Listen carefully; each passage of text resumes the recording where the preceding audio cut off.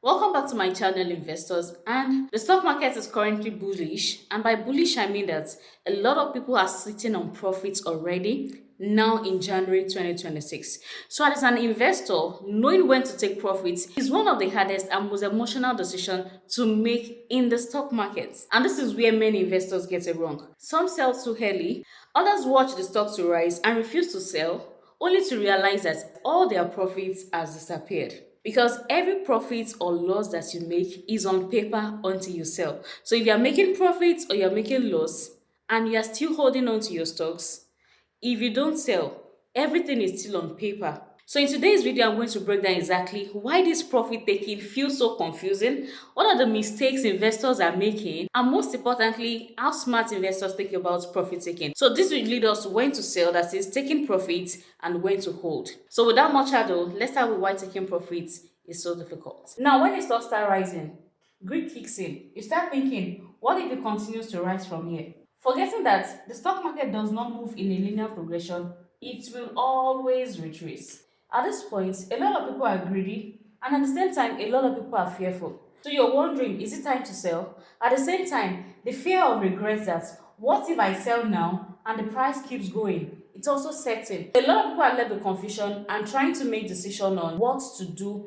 when a stock keeps rising. Now, one thing with the stock market is that there's no bell at the top to tell you that this is how far this stock will go before it begins to retrace, so you know when to sell. If we all knew when to sell, every one of us will sell at the top. And that's why when it comes to profit taking, it goes beyond just making a financial decision. It's also an emotional decision.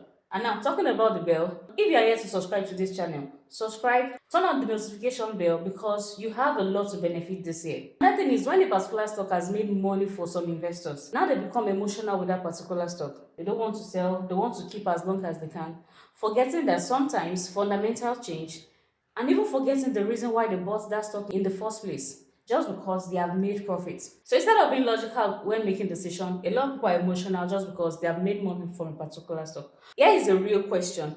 How do you know when exactly to sell, that's to take profits, or to continue to hold on to that stock? Now, the very first one is when you see that a stock has moved without having a good fundamental. I'm sure that somebody will be asking, why would a stock move? By moving, I mean in profits without having good fundamentals. Welcome to the stock markets where you have all manner of surprises. So if you are holding on to a stock that is not fundamentally sound, and the stock, let's say you bought the stock at 5 naira and it has moved to 8, 10 naira, then it's time to sell, it's time to take profits, or you take a partial profit and allow the remaining to continue to move so that you reduce the level of the risk you have in that particular stock. Don't forget that in the stock market, we have institutional investors who are also rotating some of the stocks. So by the time you are in this stock and you don't take your profits, you soon realize that every profit you have made at the end of the day turns to zero or minus just because you are not taking your strategy right.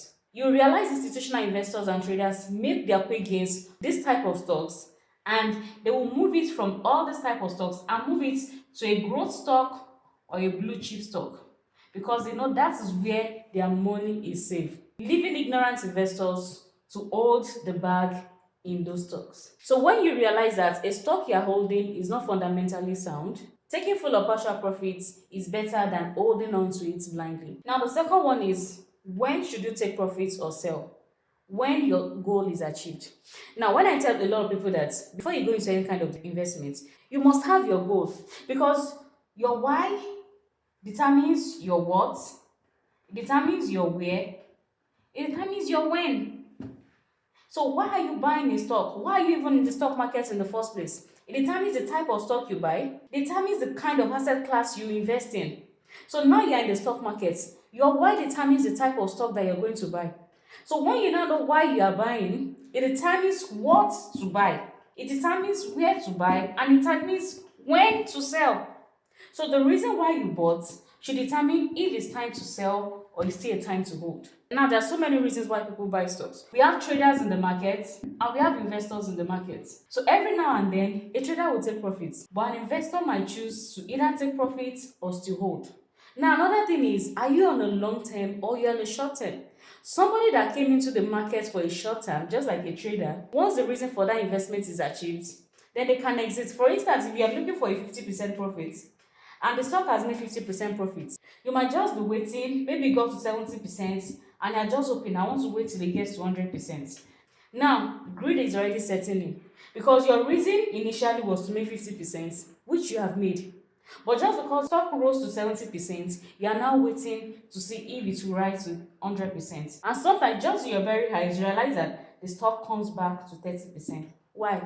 Because of fear and because of greed. So when the reason why you invested in that stock is achieved, then it's time to sell. Now, selling does not mean that you sell all. If you're already in a 50% profit, or for any reason you were expecting 50% profit and you're in a 70% profit, you might sell a position, you might sell part of it and leave the remaining to run. So if the remaining runs to 100%, it's a plus for you. If it runs below 70% or even gets to 30%, then you still have nothing to lose because you have sold at 70% before and now you're selling at 30%, which eventually turns back to 50%. So know why you bought. For some people, it's not even percentage. For some people, it's the amount. Let's say you bought the stock for 5 naira and the stock is now 7 naira. Let's say you bought 500,000 units. If your plan was to make just 500,000 naira from that stock, moving from 5 naira to 6,000 naira, you already have 5,000 naira. Why? Because you have 500,000 units. So if at this point, this is units. If at this point the stock has already risen to 7 naira, that means you have made a profit of 1 million naira. So which means it's a time to sell. Because the ideal reason why you entered was because you wanted to make a profit of 500 naira. And now before your very highs, you're already in a profit of 1 million naira. Then it's time to sell.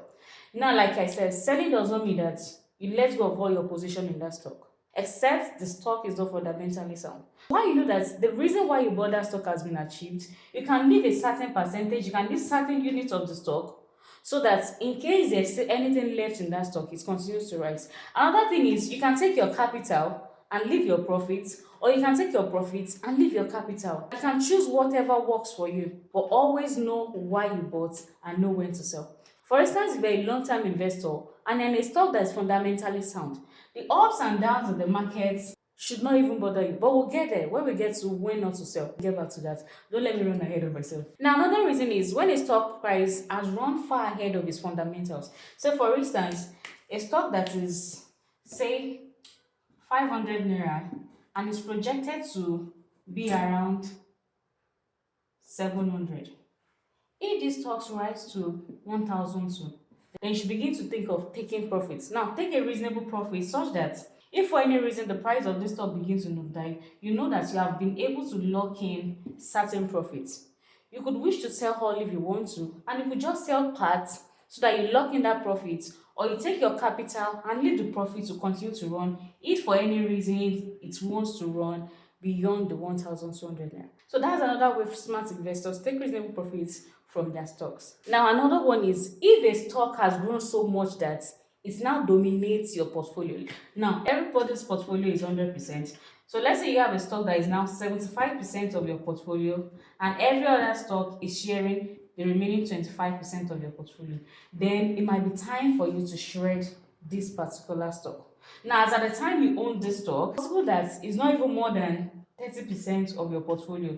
But for one reason or the other, it rose in price. And now it has become 75% of your entire portfolio. Then you might begin to think of shredding and taking profit from this.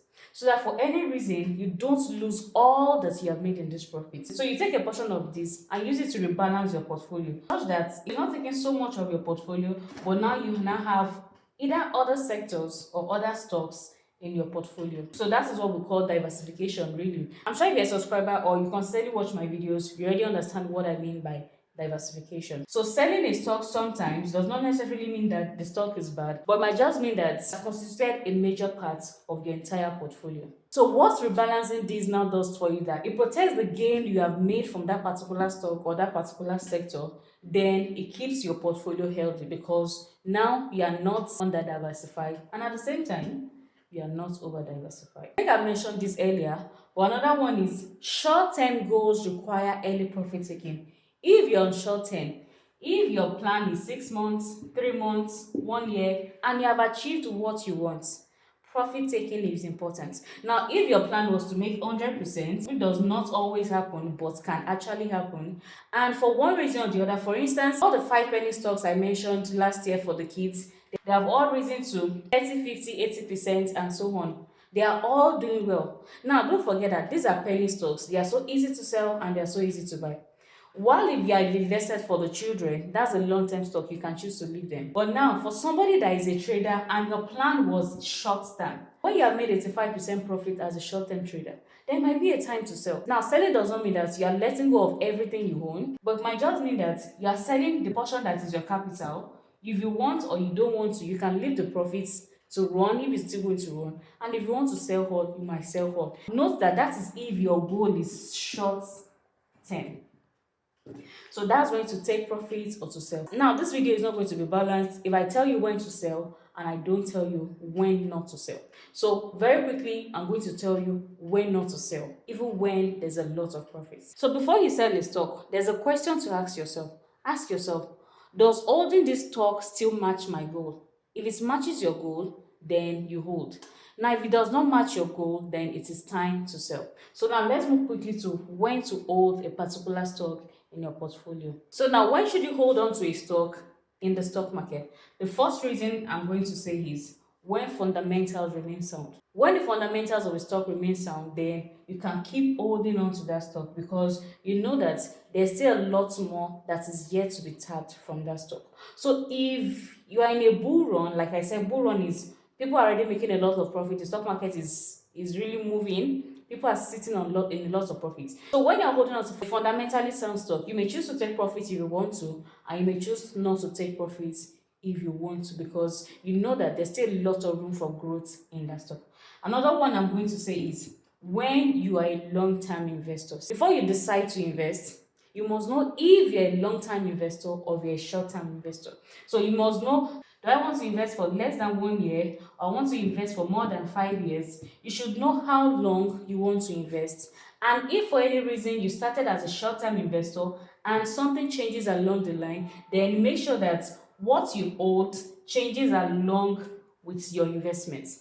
So if you're a long-term investor, say you plan to hold a stock for 10 years and the foundation of everything is make sure that it's a fundamentally sound stock. That was why I started with being a fundamentally sound stock. So if the stock is fundamentally sound, and let's say you bought the stock at 5 naira, it's currently selling at 14 naira, it is not necessary you take profits.